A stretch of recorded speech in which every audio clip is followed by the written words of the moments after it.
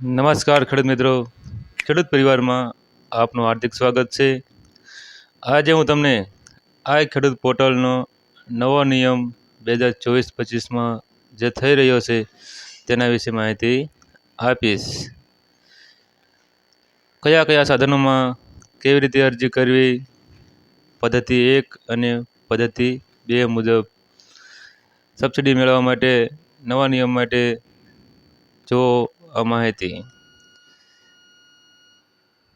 ખેડૂત પરિવારમાં ખેતીવાડી વિભાગમાં વર્ષ 2024-25માં ઓનલાઈન અરજીમાં સુધારો કરવામાં આવેલ છે.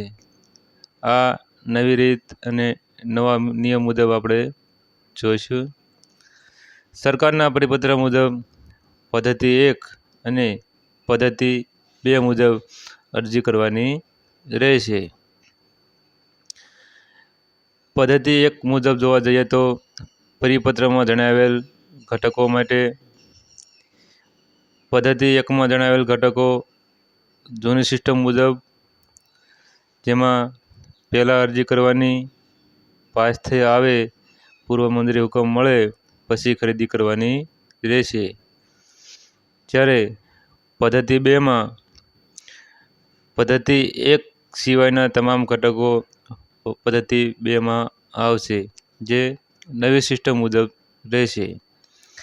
જેમાં પહેલાં ખરીદી કરવાની, બાદમાં ઓનલાઈન અરજી કરવાની રહેશે. તો જાણો સરકારના પરિપત્ર મુજબ.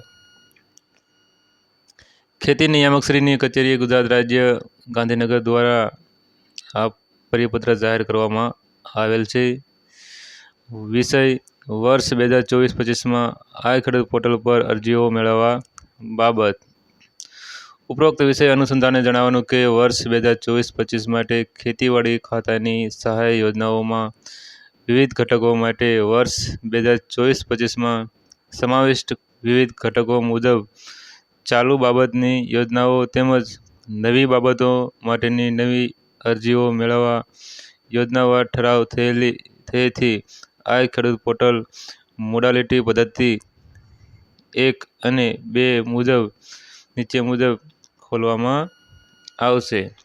એમાં પદ્ધતિ 1 મુજબ એમાં સમાવિષ્ટ ઘટકો એગ્રો સર્વિસ પ્રોવાઈડર, પાણીના ટાંકા, પાક સંગ્રહ સ્ટ્રક્ચર, પાક મૂલ્ય વૃદ્ધિ, હાઈટેક હબ, 10 લાખ સુધી ફાર્મ મશીનરી બેંક, 25 લાખ સુધીની ફાર્મ મશીનરી બેંક, ડ્રોનથી છંટકાવ, તાડપત્રી, સોલાર પાવર યુનિટ કીટ, તારની વાડ, પાક સંરક્ષણ સાધનો, પાવર સંચાલિત, શેરડી પાકના વાવેતરમાં સહાય તથા ઉત્કૃષ્ટ ઉત્પાદન, વોટર કેરિંગ પાઇપલાઇન અને સ્માર્ટ ફોન. આટલા ઘટકો પદ્ધતિ 1 મુજબ જૂની સિસ્ટમ મુજબ અરજી કરવાની રહેશે.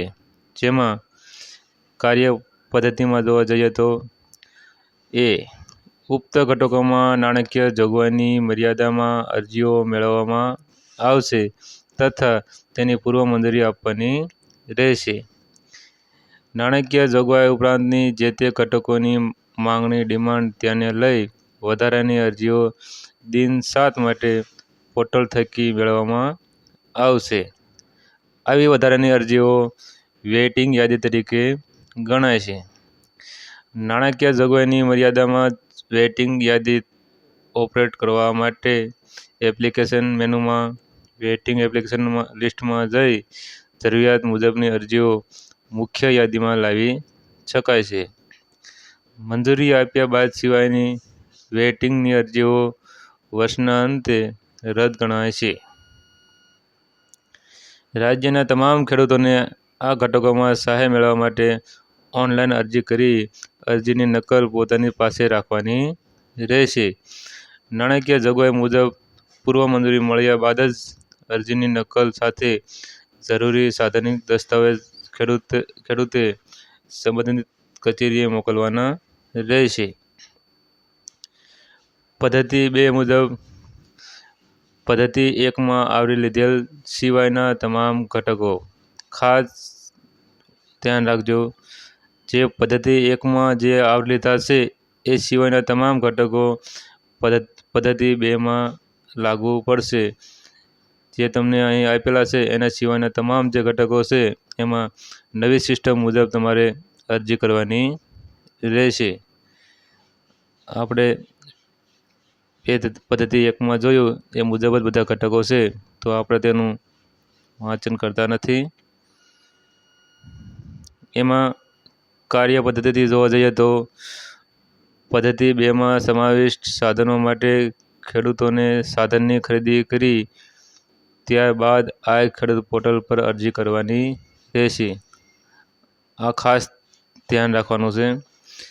આ નવી સિસ્ટમમાં ખેડૂતોને સાધનની ખરીદી કર્યા બાદ જ આ ખેડૂત પોર્ટલ પર અરજી કરવાની રહેશે. એટલે કે પહેલાં ખરીદી કરવાની, ત્યારબાદ ઓનલાઈન અરજી કરવાની રહેશે.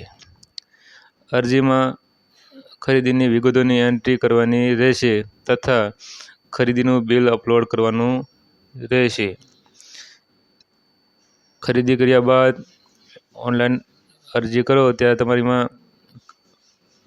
બિલની વિગતો નાખવાની રહેશે. બિલ નંબર છે, બિલની તારીખ છે અને સાથે સાથે બિલ પણ અપલોડ કરવાનું રહેશે. આ ઘટકોમાં નાણાકીય જોગવાઈની મર્યાદામાં 100% સુધીની સંખ્યામાં અરજીઓ થઈ શકશે. લક્ષ્યાંક પૂર્ણ થયા બાદ પોર્ટલ ઓટો બંધ થઈ જશે. ખેડૂતે કરેલ અરજીની નકલ અને જરૂરી સાધનિક કાગળો સાથે સંલગ્ન અધિકારીને અરજી કર્યાના દિન 7મા અસલમાં મોકલી આપવાના રહેશે.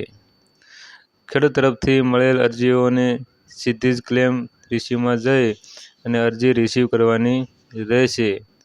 એલિજિબલ સેક્શન પાર્ટ આવશે નહીં અને આગળના સ્ટેપની કાર્યવાહી અગાઉના વર્ષ નિયમોસાર કરવાની રહેશે.